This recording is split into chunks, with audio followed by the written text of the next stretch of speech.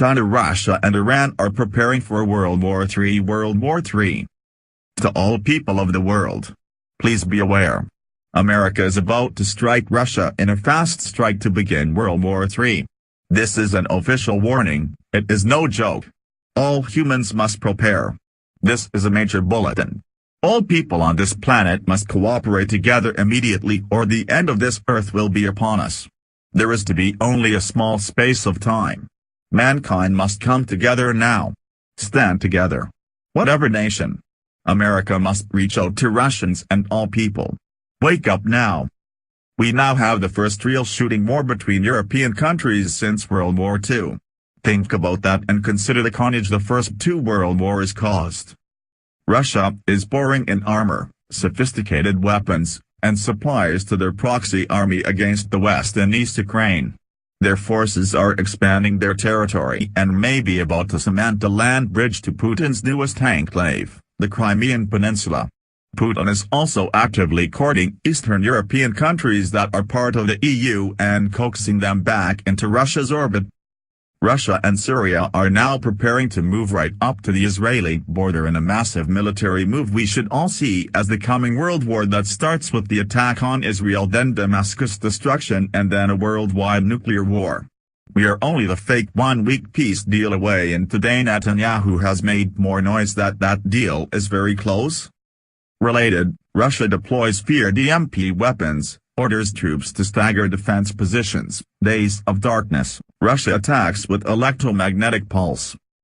North Korea's vicious young dictator exploding with confidence tonight. His government's news anchor uses new, very aggressive language to project Kim Jong-un's threat. Kim Jong-un said we now have the clear capacity to directly and realistically attack American bastards who continue to attempt to invade the Pacific. Kim's just tested 2 medium-range ballistic missiles. One failed, but weapons monitors call the other one a partial success because the missile flew 250 miles and even briefly entered space. Saying that he can realistically attack Americans and not just the U.S. in general, that's a new level of threatening language from Kim, right? Yes. The potential for provocation and provocative language is enhanced by Kim by the fact that now he has the technology that goes to match the language. When Kim perfects the so-called Musadon missiles he just tested, experts say he'll be able to strike the Aleutian Islands in Alaska or U.S. military units on Guam. A U.S. intelligence official tells CNN tonight Kim's aggressive language, his celebration of this missile launch, underscores his regime's aspiration to be recognized as a nuclear power. Analysts say Kim also wants to fend off the threat he perceives from his principal enemies, who've just wrapped up a massive military exercise on his doorstep. He wants to deter America from even threatening to intervene. He wants to deter South Korea at the same time, obviously. And to do that, he wants to be able to say, I can attack American bases, kill Americans in their beds. Kim's also believed to be toughening up against the U.S., possibly to extort concessions. Any real provocation where he fires one missile off that's with a real warhead does some damage, he'll be decimated. Pyongyang will become essentially a bowl of glass, and I think he knows that. Still, there are tens of thousands of Americans in Kim's line of fire. More than 28,000 American troops are deployed in South Korea. Analysts worry tonight that if Kim tries to provoke South Korea with artillery fire, maybe a commando raid, that a mishap, a miscalculation from Kim's forces could harm those Americans, then we could be in for a dangerous escalation.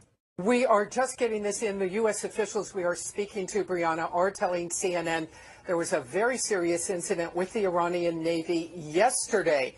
Now, this is just one day after that video everyone saw of a different incident.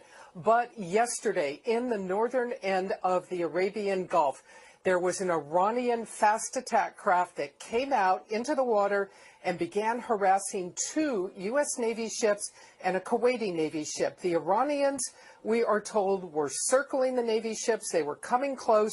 They would not leave. At one point, they came within 200 yards of one of the U.S. Navy patrol craft. The Navy, following standard maritime procedure, tried to call the Iranian ship. They got no answer initially. They fired flares. They did then have, a U.S. official says, a brief radio-to-radio conversation with the Iranians, but still, the Iranians did not leave. At that point, we are told that this U.S. Navy patrol craft The USS Squall then made the decision and fired 3 warning shots into the water to warn the Iranians to pay attention and to back off. This is standard maritime procedure for the U.S. Navy. It rarely happens. It has happened in the past, but this is standard procedure when a U.S. Navy ship feels threatened and that threat does not back off.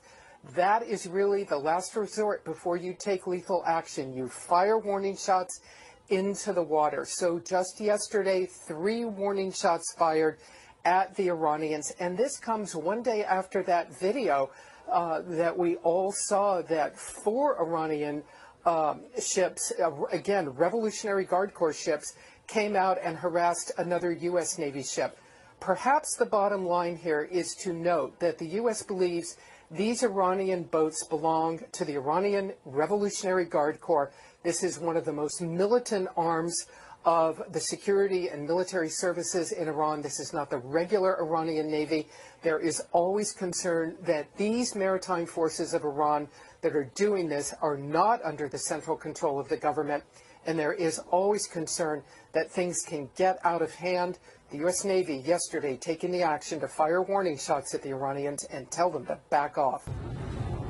Hey, Amra, those propaganda photos out of North Korea really are remarkable because they reveal a side of the North Korean leader Kim Jong-Un we don't normally see, as he was celebrating with his scientists, projecting so much confidence that he feels he has finally perfected this missile technology capable of delivering a nuclear warhead to his enemies, including the United States. Rising from the waters off the eastern Korean peninsula, an ominous new threat from North Korea, the successful test firing of submarine-launched ballistic missile Hukbuk-song, meaning Polaris, the North Star. A weapon North Korean leader Kim Jong-un says puts the U.S. and its allies within striking range of a nuclear attack. A triumphant announcement on the North Korean news. State propaganda images claim to show a perfect launch. Before dawn Wednesday, anxiety turns to exhilaration. Kim Jong-un and his officers smiling, laughing as they track the missile some 500 kilometers, more than 300 miles, further than any previous attempt. The testing and the phase of the development is very rapid. A launch attempt just last month failed. A missile fired 4 months ago in April traveled just 30 kilometers, around 18 miles. Analysts believe Wednesday's missile traveled 16 times further, meaning it can strike anywhere in South Korea, home to 50 million people and some 25,000 American troops. The latest launch as U.S. and South Korean forces engage in annual military exercises, similar to these in the spring. Pyongyang views the annual drills as a direct provocation. Troy University professor Daniel Pinkston says war games are vital to keep the peace. Looking at North Korea's capabilities, their development programs for weapons of mass destruction and their delivery systems, the shrill rhetoric that comes out of Pyongyang, their objectives are very clear.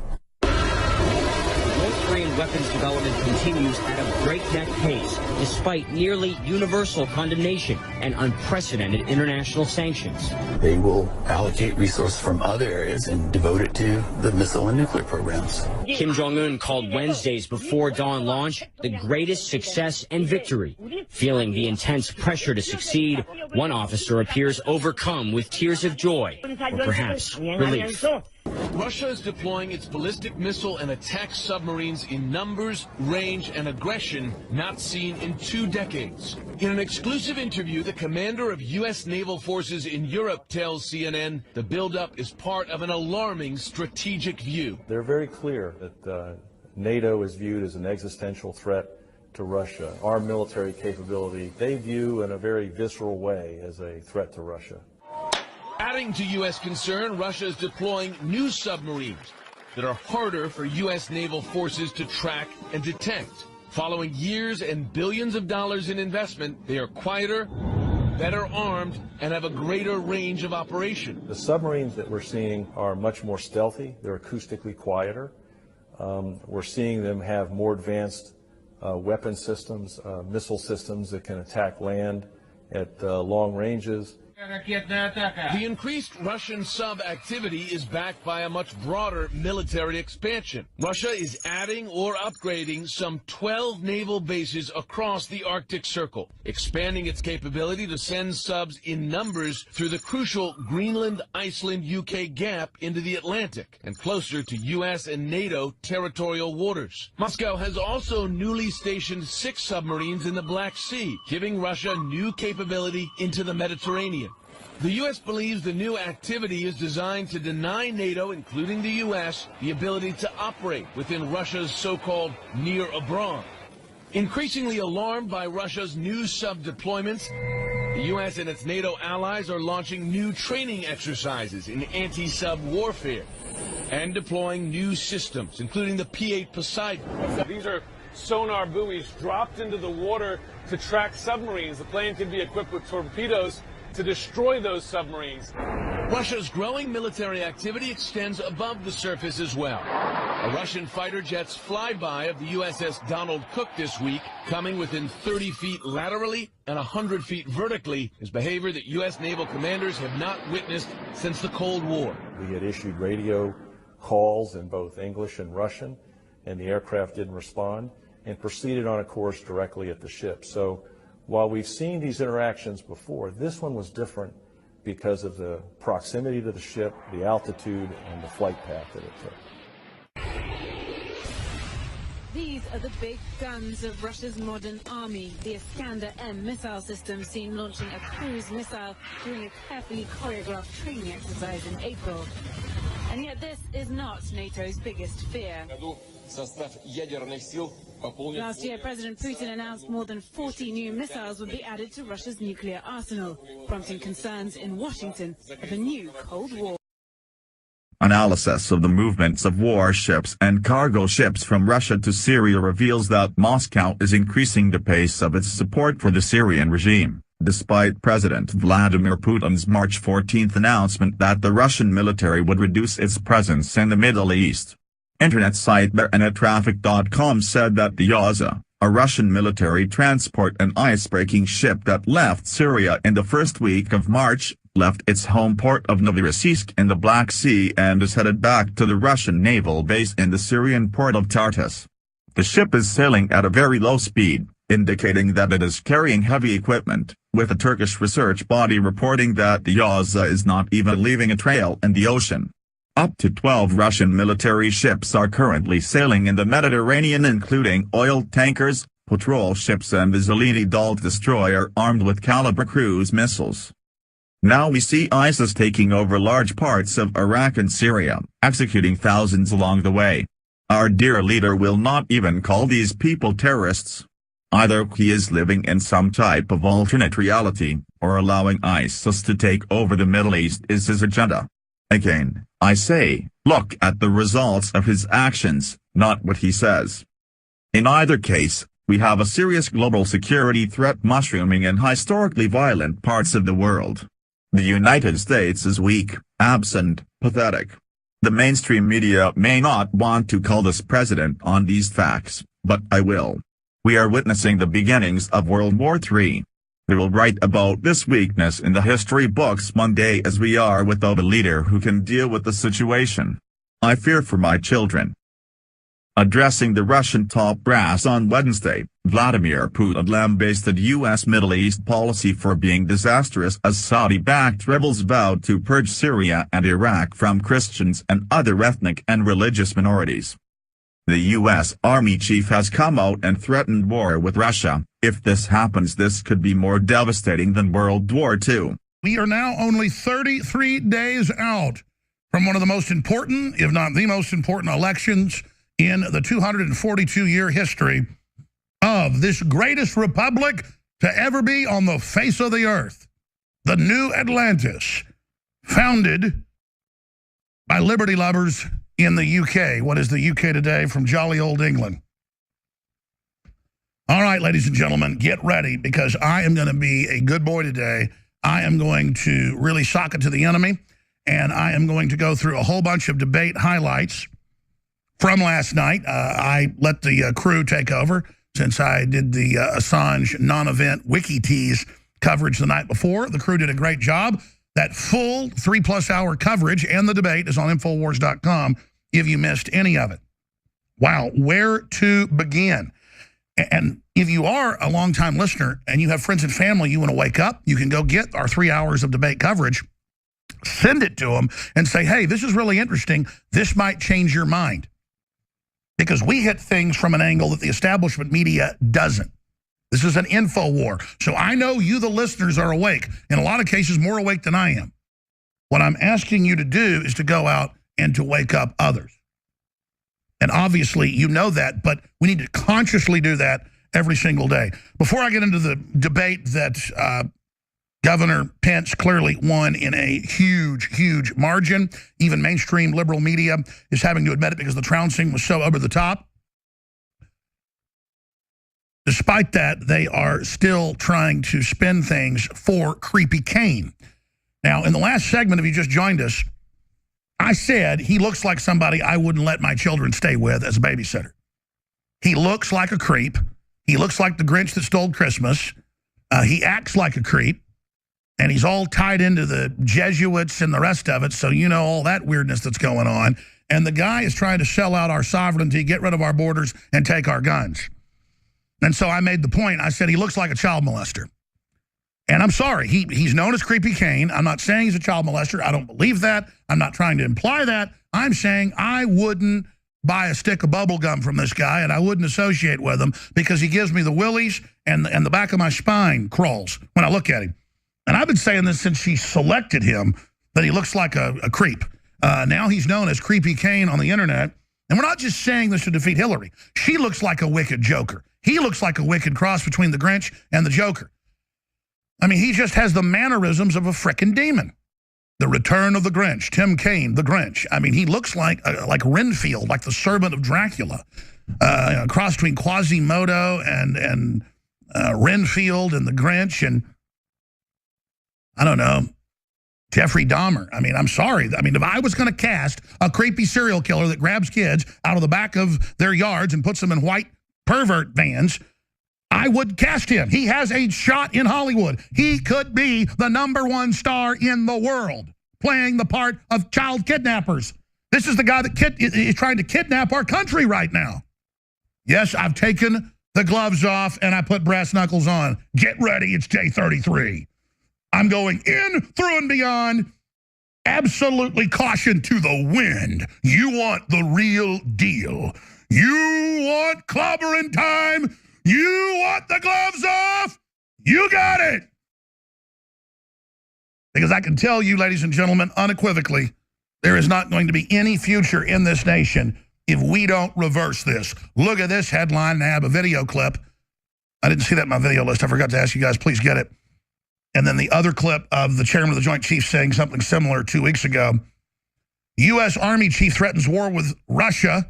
We will beat you harder than you've ever been beaten before. He said, prepare for a war as big as World War II to the U.S. Army and other armed services. And that's because the neocons running Obama have begun to prepare for a war with Russia, and they're trying to trick Russia into a response. And with the October surprise, and CNN has hinted at this and others have, is a war with Russia. And again, I said this last week, it finally clicked because I was so close to the problem I couldn't see the elephant in the room or the mushroom cloud in the room. I kept saying, why do they accuse Trump and Pence and myself and Drudge and Breitbart and everyone under the sun? I mean, they actually put us on TV and put my head beside Putin's and Trump's and say, I mean, you heard Hillary in her speech. She said, these alt-right people get their orders from Putin. He's their godfather. This is the most, I get my orders from common sense, Bill of Rights, Constitution, and my family name and the spirit of God that pulls my strings. I certainly don't get it from Vladimir Putin. I mean, I've never been to Russia. Don't have one drop of Slavic blood in me. But I don't want to have war with Russia for no reason. I know the elements. I know what's going on. And it hit me. It clicked like a ton of bricks hitting me in the head from 1,000 feet up. Oh, my gosh. They want to put their opposition in a corner when they start a war. That's one of their main plans, to bring in permanent emergency and martial law and rationing and all the controls. And Agenda 21 is through a war. Globalism is rationing, is the end of prosperity, is a command and control economy where the globalists pick the winners, where they're above the law. And it hit me. That's why they're encircling Russia with weapons. That's why they're trying to start a war. That's why they're destabilizing these countries and overthrowing them like Ukraine and turning the Middle East over to radical Islam. Because they're going to ally with radical Islam against Russia in a war and then flood Europe with Islam to conquer it and then conquer us as well as a police state using the threat of Islam. But Europe is slated to be given to Islam. And it all just crystallized. Then I can go read white papers where they're actually saying this is their plan. So it's so diabolical. It's led by weirdos with huge jack-o'-lantern heads like Hillary that look like rubber Joker faces and creepy Kane creeping around. I mean, you ask, why would they do something so evil? Because these are evil people. And let me explain something else to you. Do you know who the neocons are? Let's be extremely clear about this, okay? I've studied it. I've read their books. They're from the Chicago Business School and Harvard. They took it over. The Trotskyites ran with billions of dollars of gold and diamonds and other goodies they robbed when Stalin kicked Trotsky out of the country, okay? This is pre-World War II. He was later killed in Mexico City with a ice axe. In the old days, they hacked up big deals of ice where you got your ice from an ice house, not from your refrigerator or freezer. The media will probably say it's a conspiracy theory that we never had, ice houses. But the point is, he was killed with that, but I'm going into two little factoids that don't matter. With the billions, just like the Bushes were the main Nazi lawyers, Prescott Bush is on record. That's been London Guardian, New York Times, Associated Press. It's admitted. The Bushes were the main bagmen for a lot of the Nazi money in South America and Central America. That's why they're secretly so powerful, is because they're so incredibly rich. It's why 30-something-year-old guy, as soon as he turns 40, is made director of the CIA. Nobody ever did that before. Or George Herbert Walker Bush. And Skull and Bones was founded by the Germans. It's a Germanic death cult, but a side issue. The Trotskyites had billions reportedly in stolen Russian loot from Christians and other people they'd robbed from Poland to Ukraine to Russia proper. And they got kicked out by Stalin. Say what you want about him. He kicked the Trotskyites, led by Leon Trotsky. They all ran to Mexico and then changed their names and stuff and went into the U.S. with all this money. And that's who founded, this is in the Washington Post, by the way. I mean, this is not secret. This is who founded the modern neocons, and they took over the Republican Party, and their mission was always to reconquer Russia. And so you wonder why it's like a suicide mission to get Russia. It's because Grandpa and Daddy got killed by the Russians, and most of the Trotskyites didn't make it out, but their kids did. And now their kids, Crystal, all of them, are the neocons. They sit there and act real friendly and real nice. These guys are actually sitting, reportedly, on huge, again, underground wealth like the Bushes and are super powerful with communist money that they brought into the country. And look at how they run things. So that's why they're trying to start a war. But do we have the chairman of the Joint Chiefs last week? We have that clip where he said that, okay, you want a no-fly zone? We got to have war with Russia. Do you have that clip? Okay, I want to play that clip in the next segment, and then I want to get to this article. U.S. Army chief threatens war with Russia. We will beat you harder than you've ever been beaten before. Goes on and says, this war will be bigger than anything we've seen this generation and will be the size of World War II. Get prepared. That's Army Chief of Staff General Mark Milley.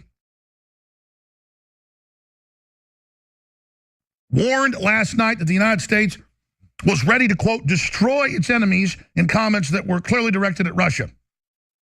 I want to be clear to those who do wish to harm us, the United States military, despite all of our challenges, despite our operational tempo, despite everything have been doing, we will stop you and we will beat you harder than you've ever been beat before. Make no mistake about it.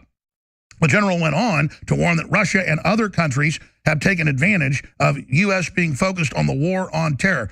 So he goes on and puts Russia in the same group as North Korea and China, that our government has been arming and giving nuclear reactors to and missile secrets, everything else. Russia's got 2.5 military bases, one small port and 2 other bases. They're not attacking anybody, and that's why they're being targeted. And they're being encircled, and they think this is going to be the detonator for the full takeover of society. And he goes on to say, He cautioned that the next major conflict would, quote, be lethal unlike anything our army has experienced, at least since World War II, and would involve fighting in highly populated urban areas. Make no mistake about it, we can now and we will retain the capability to rapidly deploy, he said, and we will destroy an enemy anywhere, anytime, he concluded. Yeah, I mean, I guess, 20 million Germans did die in World War II, and I guess they had the same idea. Because the Russians were willing to have 20 million people died and not be over. I mean, 20 million Russians died, 21 million Germans. Look it up. And I get it. You can go kill them, and because the neocons said so, and it's liberal to have World War III, and it's fun, and it's trendy, and you've got the Hollywood Reporter admitting that the elite are all running to New Zealand to sit it out while we all kill each other, and the globalists bring down their enemy, the United States and Russia, at the same time. This is the type of garbage that's going on. Russia tells its citizens nuclear war with the West could happen soon. So there's an hour-long speech that the head of the Army, Chief of Staff General Mark Milley, gave. It's on armytimes.com, by the way, if you doubt Infowars.com, where he says we're going to have casualties in basically a war as big as World War II. We haven't seen anything like this since World War II. We're ready to go to war with Russia right now. And that's why you saw the chairman of the Joint Chiefs, Dumford, a week and a half ago, say, yes, you're asking us to do a no-fly zone. You're asking us, that's the full speech. We played it a few weeks ago, to shoot cruise missiles in and shoot down Russian aircraft. Yes, but then they're going to respond to where those missiles came from. And that's going to be World War III. So the reason generals are coming out and speaking like this is actually to stop the politicians and the neocons and the Obama people with Hillary from launching World War III. I can tell you right now, and I'm not lionizing the U.S. Army, but it does not want nuclear war with Russia. It knows Russia is not expanding. Our military is actually concerned about China. And you notice the politicians have actually listened to that and have pivoted to the Pacific. But the globalists, because they want to take control of the United States and have a big war, they want to push Russia into confrontation. They've already got an economic war going. But I've got the crew going through the hour-long speech to grab. I mean, I read to you where he says, as big as World War II, we haven't seen anything like this since World War II. We can destroy you. We're ready for war. We're on the verge of war. And I just see these clips out of Russia every day. I see these clips out of the Pentagon every day. And I keep warning people. And they have mainstream news articles making fun of us, saying we're fearmongers. None of this is going on. So the trendies can all just sit around making jokes all day. This isn't funny. I have 3 children. That's why I'm taking the gloves off. And you know what? If I think Tim Kaine looks like a weird pervert, I'm going to say it. He acts like one. He acts like a political molester of the Constitution. The gloves are off. Brass knuckles are on. You people are not starting World War III. Do you understand? The Communist Chinese basically run our media now and have their product placement everywhere. They're the ones taking over all the rare earth minerals, all the major ports, the Panama Canal. They've got their agents everywhere. Russia is on the verge of collapse, and you're trying to start World War III with them. It's bull. And the same globalist did the October Revolution in 1917 on record. The same globalist funding Black Lives Matter and Revolution Here are the very same grandchildren of the same robber baron elites and people that are doing all this. Remember Hillary a month ago threatened Russia with war? If we think Russia launches a cyber attack, we'll physically attack. We have that. Then I'm going to play the chairman of the Joint Chiefs, General Dumford. But here is Hillary Clinton just to remind you of how serious the situation is. You've seen reports. Russia's hacked into a lot of things. China's hacked into a lot of things. Russia even hacked into the Democratic National Committee. Maybe even some state election systems. So we've got to step up our game. Make sure we are well defended and able to take the fight to those who go after us. As president, I will make it clear that the United States will treat cyber attacks just like any other attack.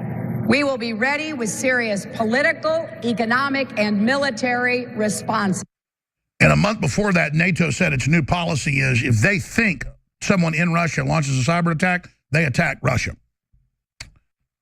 We covered that at the time, and no one seemed to care. There's the headline from The Hill. Clinton, treat cyber attacks like any other attack, respond militarily. Now, coming up, we have Tim Kaine, the creepy Kaine, as he's known. I don't know if he's a pervert, but he certainly looks like a creep and acts like a creep and is anti-American and wants open borders, saying that terrorism is over. It doesn't exist. Really, ISIS calls for random knife attacks in alleys, forests, and beaches, and less than 1 day later, 3 Belgian police officers stabbed in suspected terror attack as they scream Allah Akbar all over malls in the U.S., all over malls in Kenya, malls in Germany, malls in France, malls in Belgium. This is what goes on. Cops at parks, cops getting out of their car, being stabbed. Allah Akbar, Allah Akbar, Allah. Nothing to do with Islam, though.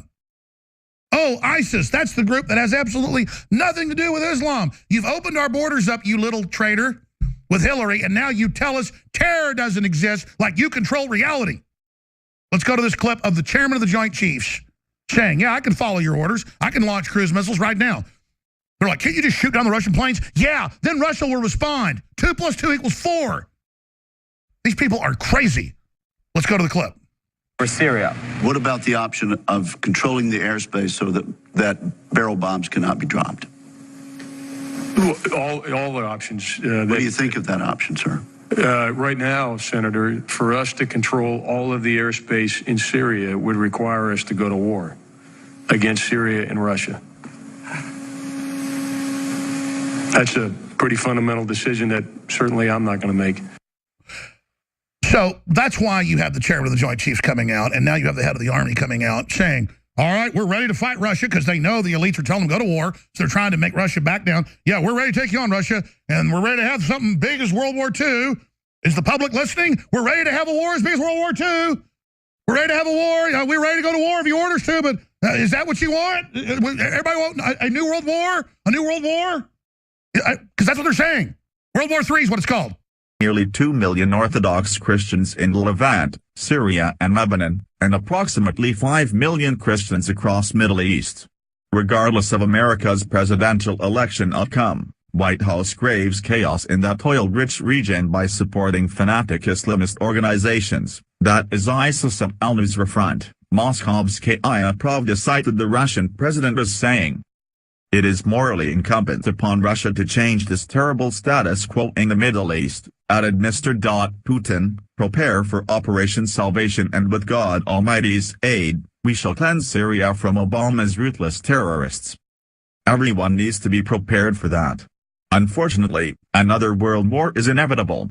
You better weapon up and start studying about food preservation and which foods to start stockpiling on.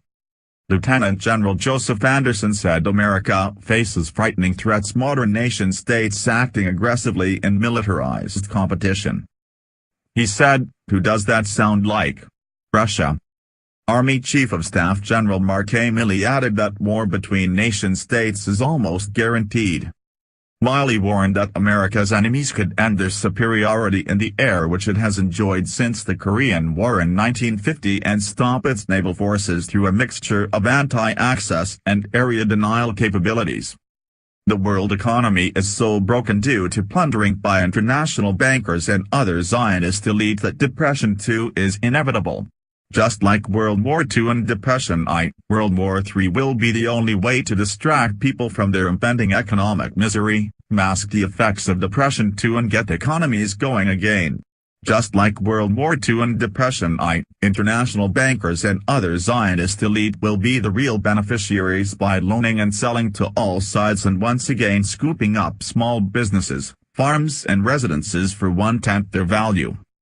Another major war is on the horizon, but whether it will be a global conflagration is yet proven. Revelation's final conflict will come to pass, but the time of its occurrence is not known to man. How ironic and ludicrous those planners are looking to copy a disastrous Yamamoto strategy and have the arrogance to believe that they are omniscient. A useful analogy compares the Daleks, a fictional extraterrestrial race of mutants from the British TV Doctor Who series, with the satanic globalist death merchants that thrive on human suffering and ruin. This tribe of money changers, bent on universal conquest and destruction, has brought down countless societies. The Chinese capitalists' nouveau riche never lost their repressive attitude and undemocratic culture towards their coolie class. That is a trait which coincides with their globalist gangster partners. Allowing a Hiroshima radiation of Chinese joint venture assets does not advance the final subjugation of the planet, for the fascist corporatists. Ever since Zionism conquered the United States, This country has been ruled under Talmud precepts that only benefit the NWO master plan.